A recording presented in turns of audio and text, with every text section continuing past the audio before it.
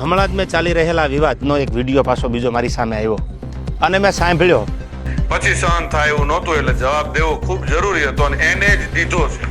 આ પાક્કું હજી કહું છું કે 2025 નું એને જ કીધું છે.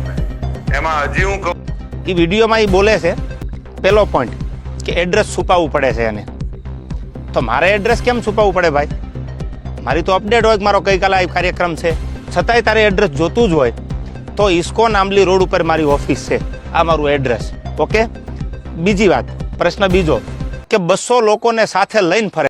બસ મિત્રો, વિડીયોની શરૂઆત જ કરું છું. વિડીયો બતાવવાની તૈયારી કરી છે. વિડીયોને પૂરો જોજો. મિત્ર, દેવાયત ખવડ અને બિજરાજ ગઢવીનો જે વિવાદ છે તે એક પછી એક વળતા જવાબને લઈને બહુ ગંભીર રીતે આગમય થતો જોવા મળી રહ્યો છે. મિત્રો, જ્યારે બિજરાજ ગઢવીએ શરૂઆત કરી હતી પછી દેવાયત ખવડે પાછો એનો વળતો જવાબ આપ્યો. તે વળતો જવાબને લઈને બિજરાજદાન ગઢવીએ પણ વળતો જવાબ આપ્યો. એ લઈને ફરી દેવાયત ખવડ આજે જોરદાર જવાબ આપે છે કે તમે મોરો દેવાની વાત કરતા હોય તો અમે પણ મોરો દેવા તૈયાર જ છે ને તમે કહો છો કે મારું દેવાયત ખવડ એડ્રેસ છુપાવીને બેઠે છે ને પસાના ટોરા લઈને નીકળે છે તો હું એકલો જ છે ને દેવાયત ખવડ પણ એડ્રેસ આપે છે.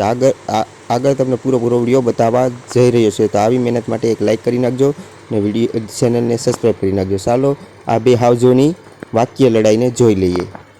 જવા તૈયાર થયો એટલે તું એવી કોઈ મોટી તોપ નથી કે મારા સમાધાન માટે 50 લોકોને તારી પાછળ દોડાવવા પડે. મારે બહુ જાજી વાત કરવી નથી કારણ કે પબ્લિક પાસે, ઓડિયન્સ પાસે એટલો બધો સમય નથી આ ફાલતુ વાતું સાંભળવાનો. પણ મારે પ્રૂફ આપવું એ મારા માટે અગત્યનું જરૂર લાગ્યું. મારો કિંમતી સમય સાહિત્યમાં મારા જે પ્રેક્ષકો છે એને સારી વાતું સંભળાવવામાં કે સાહિત્યની બે વાતું નવી આપવામાં છે. એટલે મને આ બધી ફાલતુ વાતોમાં એટલો બધો ઇન્ટરેસ્ટ નથી. રહી વાત બીજી સંસ્કારની, તો સંસ્કારની વાત રહેવા દે ભાઈ. બધાના સંસ્કારની બધાને ખબર છે. જે મુઠ્ઠી બાંધેલી છે એને ઉઘાડી ન કર, ઉઘાડી હવા ખાય. એટલે આ બધી વાત છોડી દે.